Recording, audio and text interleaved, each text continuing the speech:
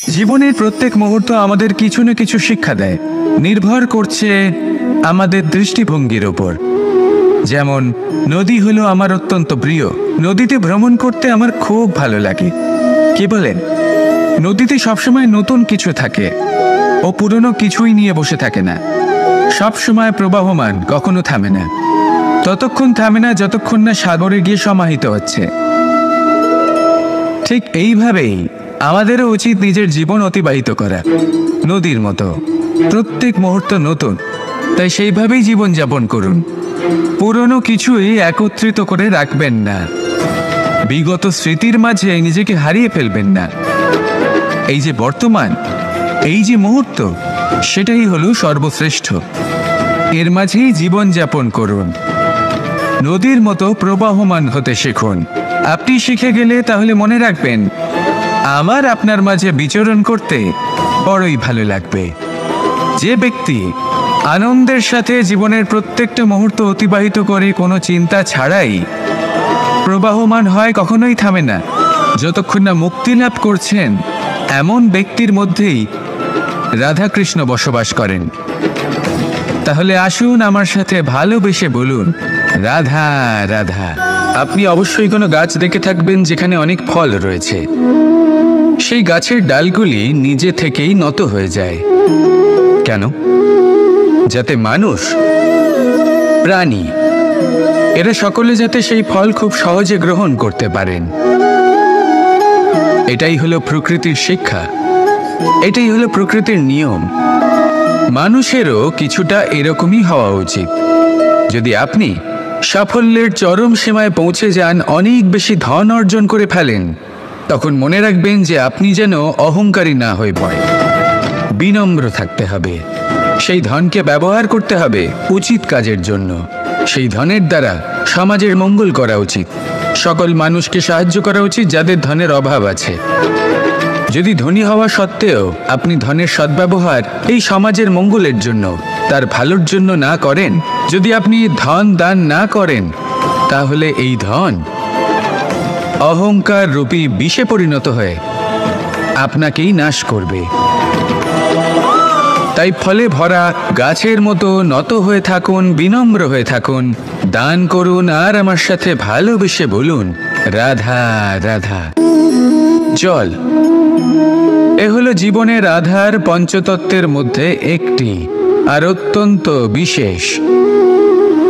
এর থেকে অনেক বড় শিক্ষা পাওয়া যায়। এই জল, গন্তব্যের বিষয়ে এর স্পষ্ট ধারণা আছে। ও জানে ওর লক্ষ্য কি, আর প্রয়াস করে ততদূর সে পৌঁছেও যায়। এটি পর্বত থেকে বয়ে নিচে নেমে আসে, নদীর সাথে সমাহিত হয়ে তার সাথে বয়ে চলে, চিরসবুজ বনানী গড়ে তোলে, প্রাণীদের তৃষ্ণা নিবারণ করে, সামনে এগিয়ে চলে, মানুষের সাথে মিলিত হয়। যারা একে বাঁধের মধ্যে বেঁধে রাখতে চেষ্টা করে, সে বন্দি দশাতেও থেকে যায়, মানুষের কল্যাণ করে। তারপর বাঁধ থেকে মুক্তি পেয়ে এগিয়ে চলে। কোথাও ধাক্কা খায়, কোথাও বাধা পড়ে, কোথাও যদি পথ খুঁজে না পায়, তাহলে পথ খুঁজেই নেয়। আর যেখানে পথ থাকে না, সেখানে পথ বানিয়ে নেয়, আর শেষ পর্যন্ত নিজের লক্ষ্যে পৌঁছেই যায়, অর্থাৎ সমুদ্রে গিয়ে সমাহিত হয়ে যায়। আমাদেরও কিছুটা এরকমই হয়ে উঠতে হবে। যেখানেই যাবেন সকলের কল্যাণ করুন, সামনে এগোন। আপনি কোথাও পড়ে গেলে, ধাক্কা খেলে আঘাত লাগবেই, উত্থান পতন লেগেই থাকে। সামনে এগোতে থাকুন। কোথাও পথ না পেলে তা খুঁজে নিন, কোথাও পথ না থাকলে তা বানিয়ে নিন। নিজের গন্তব্যের কথা সব সময় মনে রাখুন। শেষ পর্যন্ত নিজের মোক্ষ লাভ আপনি অবশ্যই করবেন। আর আমার সাথে ভালোবেসে বলুন, রাধা রাধা।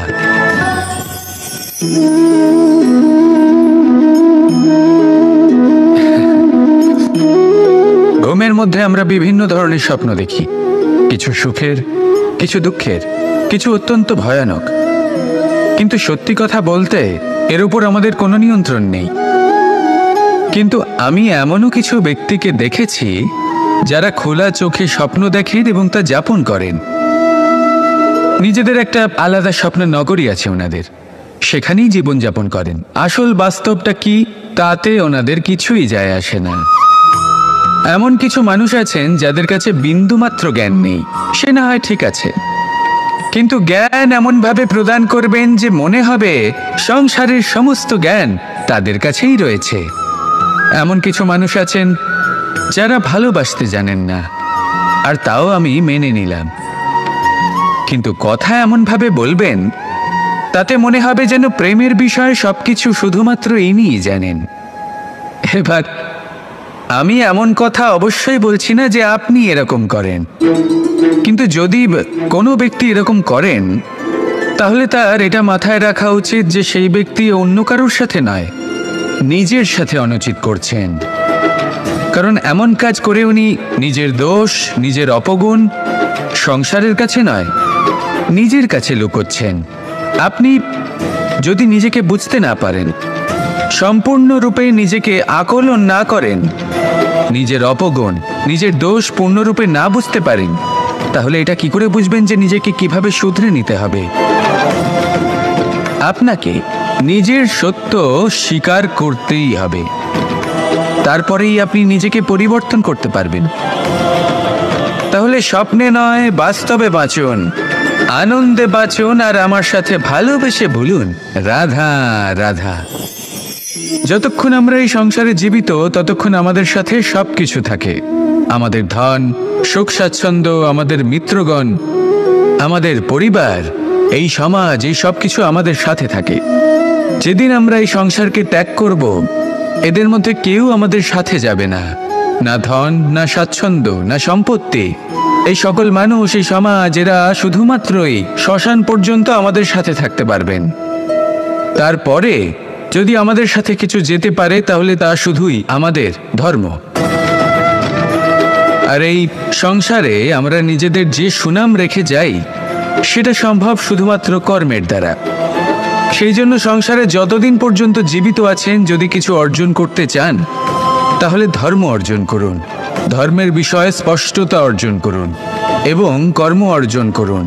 এটাই হবে আপনার অতীত এবং এটাই হবে আপনার ভবিষ্যৎ, এবং এটাই সকলকে প্রেরণা প্রদান করবে। আসুন আমার সাথে ভালোবেসে বলুন রাধা রাধা।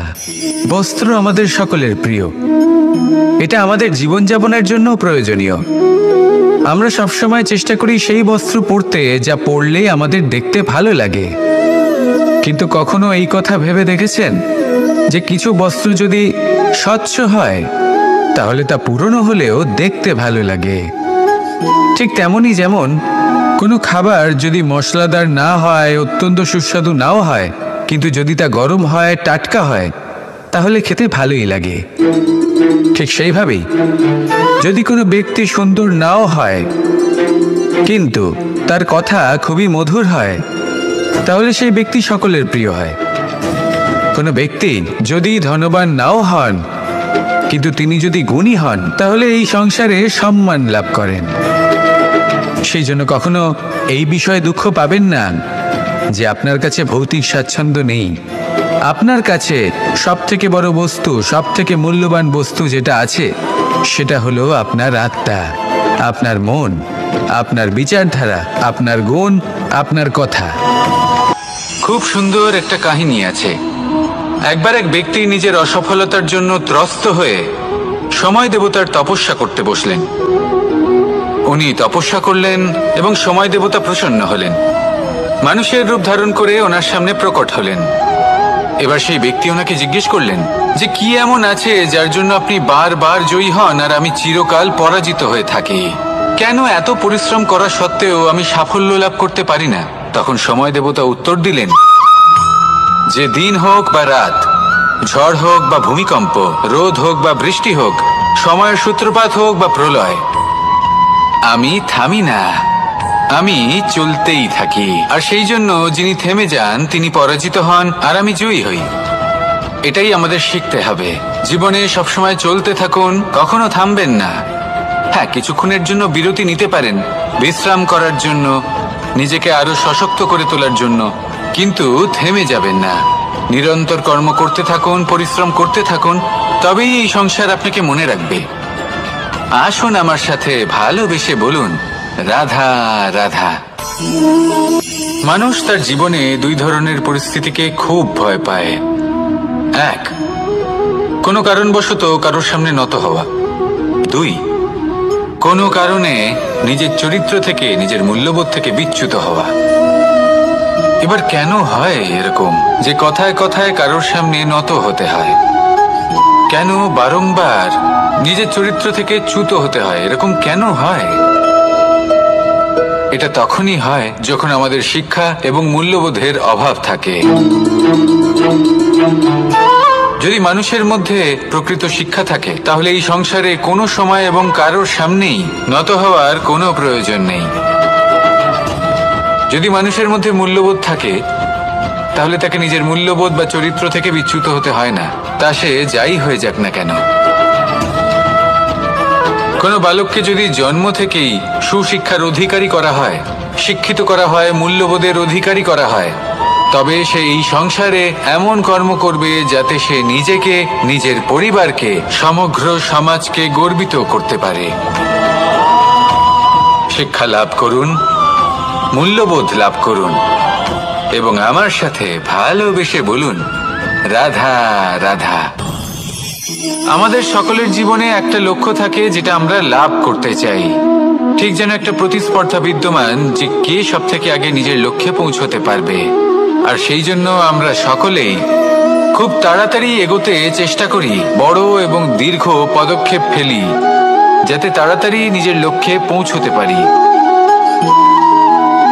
কিন্তু এক অত্যন্ত গুরুত্বপূর্ণ বিষয় আছে, সবসময় লক্ষ্য সামনে থাকবে না, কখনো কখনো তা খুঁজতে হয়। এই যাত্রা খুব কঠিন হতে পারে।